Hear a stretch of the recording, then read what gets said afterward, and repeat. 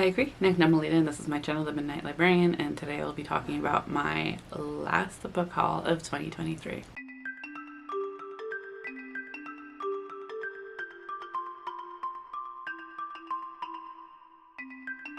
So this is a pretty good sized book haul. It's not extraordinary. It's not small. I think it's a good sized book haul, and I hope to be able to go into 2024 with the same kind of thought with book hauls and being more selective, not spending as much going into 2024, which I will talk about in my 2024 goals, but ultimately, mostly because I still have a bunch of books I need to read physically, as well as I work in a library. So you would think that I wouldn't be spending as much, but there's like a wedding to keep in mind. We also have some vacation planned, so there's some need to save some money for some other things. The first 3 books I have talked about in my November wrap up, so if you want to learn more about them, you can go ahead and view that, but I will go over them quickly here. The first is The Berry Pickers by Amanda Peters. This is an Indigenous authored book. We are following Joe, whose family is Mi'kmaq. They go from Canada to Maine every blueberry season to help pick blueberries. And we kind of start off when Joe is 6 and his younger sister Ruthie is 4, and Ruthie ends up disappearing. They can't find her. The cops won't help them because technically they're not U.S. citizens, as well as being Native. We are also following Norma, who is a young girl who grows up in Maine with a emotionally distant father and an overbearing, overprotective mother. There's things within her childhood that don't quite connect with her and just seem a bit off. There's something to them, but she can't quite string them together or remember them. And we just kind of follow both of their lives. We see the destruction that Ruthie's disappearance has caused within Joe as well as his family, things that lead from that. But we also follow Norma and how her childhood misgivings kind of get forgotten, as well as some interesting habits of her parents as well as her aunt that doesn't seem quite right, but nothing gets put into place until after her father passes and her mother is in the throes of early dementia and lets a secret slip.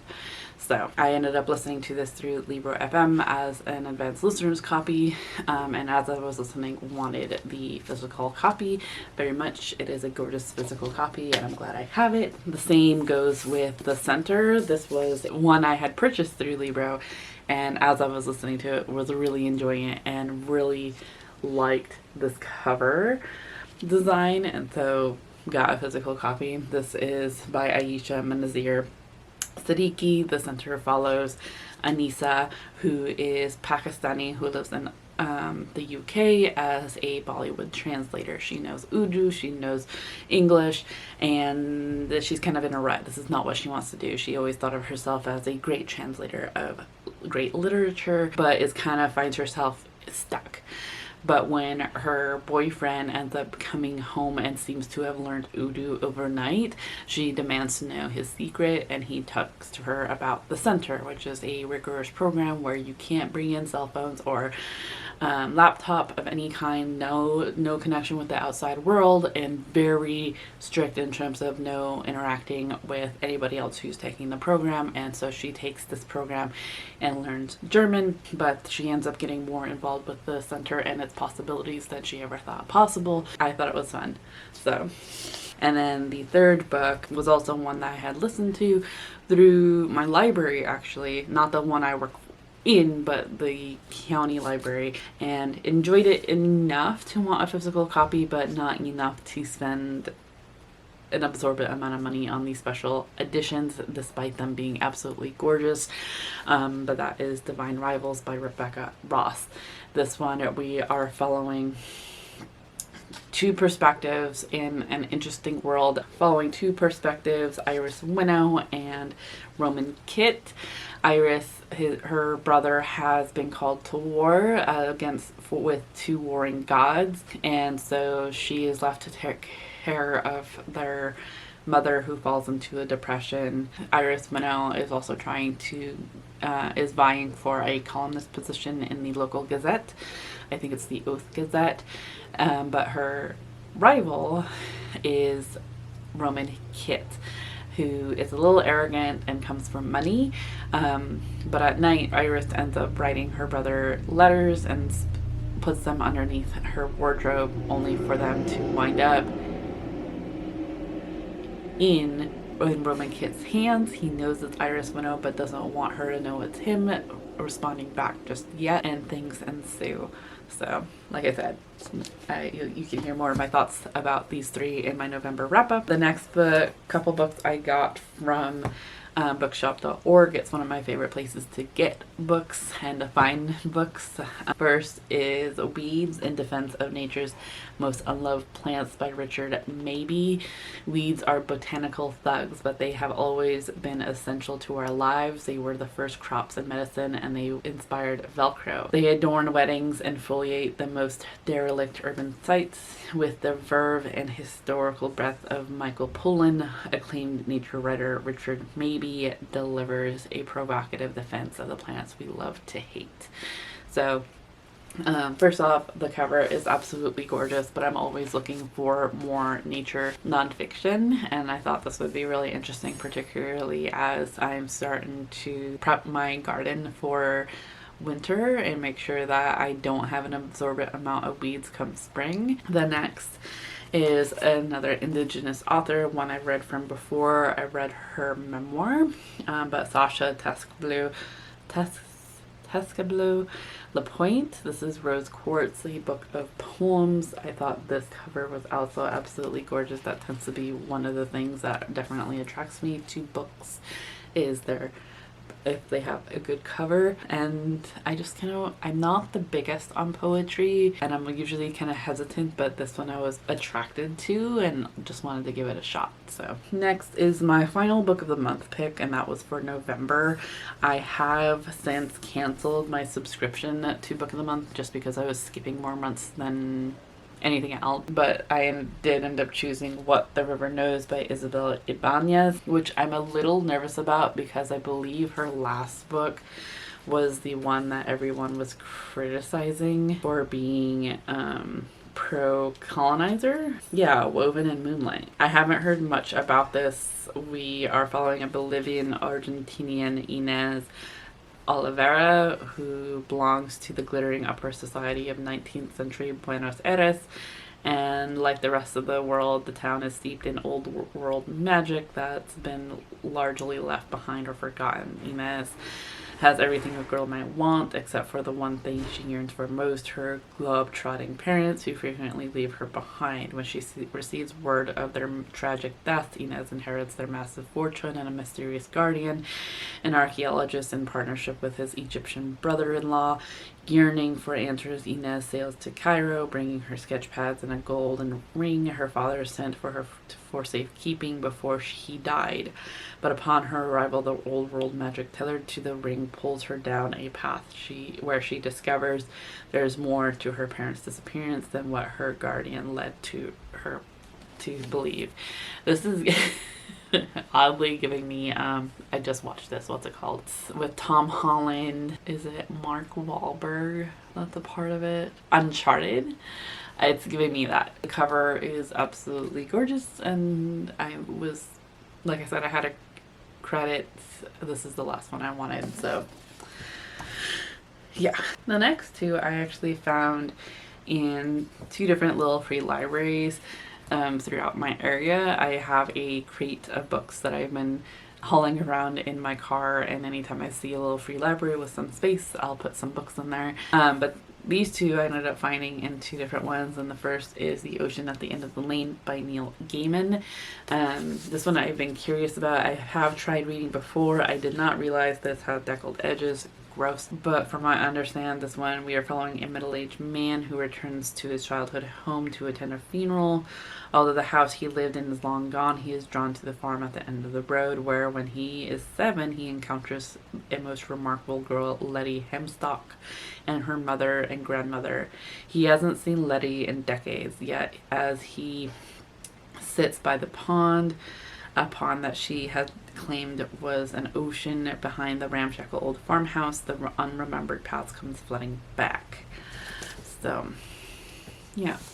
Neil Gaiman tends to be, there's something, oh, there's a sticker here. I enjoy him for the most part. I don't know, I feel like he's kind of falling into the same realm as V.E. Schwab for me, in terms that the ideas that he has are very fun and whimsy and hold some kind of magic to them. I loved American Gods, and I had enjoyed Coraline, but the more I read it, the more boring it gets. And I had enjoyed oh, I forget what it's called, but the one where there's a boy who Graveyard Book. I had really enjoyed that one, but there was some element to it that like was a bit odd for me. So this one I'm fairly curious about, but we'll see how it goes. The next, The next is Water for Elephants by Sarah Gruen. I thought it was Sarah Waters for the longest time. Maybe not. Wasn't it Sarah Waters? Okay, maybe I got it wrong. I don't know. I've read this before, but it was a friend's copy, so I had to give it back. And wanted my own copy. I actually found two versions of this. The first one was very worn, very loved, but then I found this one, which was still slightly worn but not as well loved, and I just ended up putting that one back and grabbing this one. From what I remember, it's been years since I read it. We are following a older gentleman who lives in a retirement home and basically is like, family doesn't really come visit him anymore. He reflects on his youth. He, I believe, worked in a circus and ended up falling in love with a girl. That's all I really remember from it. But I remember particularly the title, Water for Elephants, was something had to do with the story, obviously. But there was like a new retiree that came into the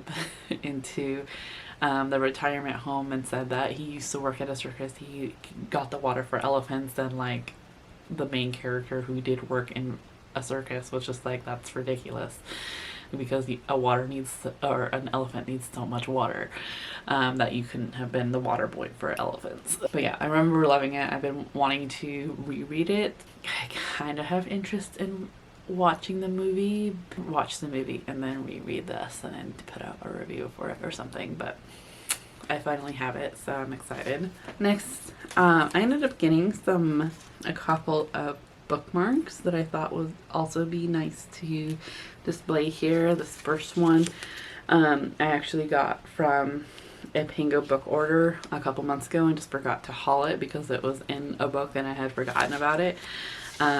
But I thought it was really cute. I like when Pango orders do that. They really don't have to. I've been debating on doing it myself as well for my books on Pango. Link down below if you ever want to check it out. But yeah, I thought that was really cute. And then, so instead of buying books, I'm allowing myself to purchase one bookmark a month to kind of just represent that month, if that makes sense. My December one hasn't come in yet, otherwise I'd show you. So that'll probably be part of the next book haul. Oh, and these were also part of like a Pango order. For my November one, I ended up choosing this gorgeous, isn't it just super cute?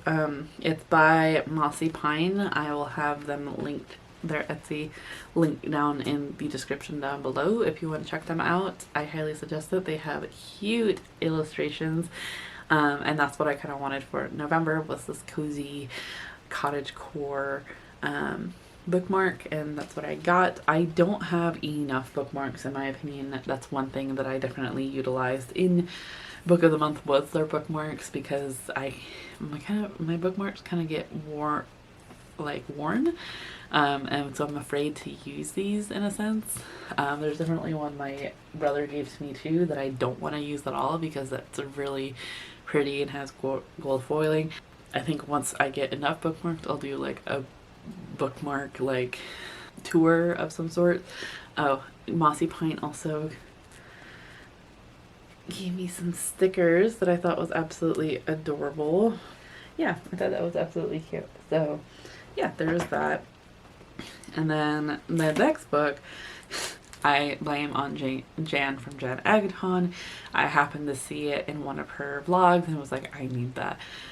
Because it was absolutely gorgeous looking. I don't tend to go for the special editions, mostly because they are really expensive in my opinion, but this one, I don't think there was that much of a demand for it. Okay, I say that, but like I'm still on like the wait list.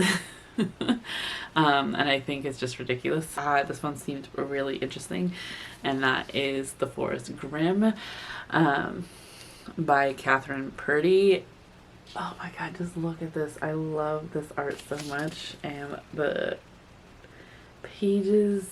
I'm not the biggest fan of character design on the inner cover, but like this naked cover, oh my god, it's gorgeous.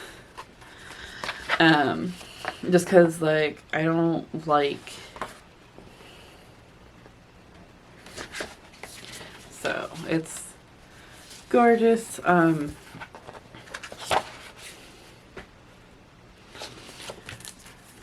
Like I said, I'm not the biggest fan of character design illustrations in books, just because I want to be able to visualize how the author describes the characters and be able to visualize it for myself. If the author does a good enough job, then I will see it. But I will see it in my own way, and that's the way I like to see it, unless I watch the movie first. But yeah, I don't even really know what this is about. Once upon a time, villagers would whisper their desires to the Book of Fortunes, and its pages would reveal how to obtain them. All was well until someone used the book for evil. Afterward, the branches of the forest Grimm snatched the book away, and the village withered. The villagers tried to make amends with the forest, but every time someone crossed its border, they never returned. Despite the warning from her fortune teller grandmother, Clara embarks on the journey into the deadly forest to procure the Book of Fortunes, to reverse the curse and save her mother and village. Clara's friend Axel puts aside his longing for her to join the journey. The young travelers have set their minds to defy fate and daring to accomplish what no one else has been able to do before. Alas, the forest, alive with dark, deadly twists on some of the most very well-known fairy tales, has a mind of its own. Okay, good. That sounds amazing. So I'm glad I got this. Who's the art by? Okay, Gianni Fili, I think, is the designer illustrator for Fairy for this exclusive edition. And then finally, my last book is actually a Christmas gift that my mom so kindly gifted to me, and that is Mean Spirit by Linda Hogan. So I recently watched the movie for Killers of the Flower Moon. I also read it. Read the book by David Gran a couple years ago. I don't have the physical copy because I loaned it to my grandmother and now she thinks it's hers, so I need to get a new one. But this one in particular is David Gran does a great job in terms of, in my opinion, of telling the story of Killers of the Flower Moon, which is about the Osage murders and the birth of the FBI. It read like a thriller. The movie was pretty well done. I thought it was long, and I think if you didn't read the book, it might be hard to follow. But they all the actors and actresses did a great job. But David Gran is not native. So Mean Spirit is supposed to be the same recalling the Osage murders, as well as the birth of the FBI from an Osage perspective. Linda Hogan is Osage. My grandparents are currently reading it. I don't know if my mom's read it yet or not, but I'm definitely interested in reading it and seeing how David Gran did. So very curious, very interested. So yeah, thank you to her for that. That is my book haul, my final book haul for 2023. If you've read any of these, please let me know your thoughts in the comments down below. I'd love to hear them. Please, if it's anything I have not read yet, no spoilers. Otherwise, yeah, thank you so much for joining me, and let's go ahead and put, is there a mushroom emoji? Because that's what I'm feeling right now. It's just a little mushroom. If you made it this far. Otherwise, thank you so much, and I hope that you are in the mental mindset to enjoy your reading. I will see you in another video very soon. Chew.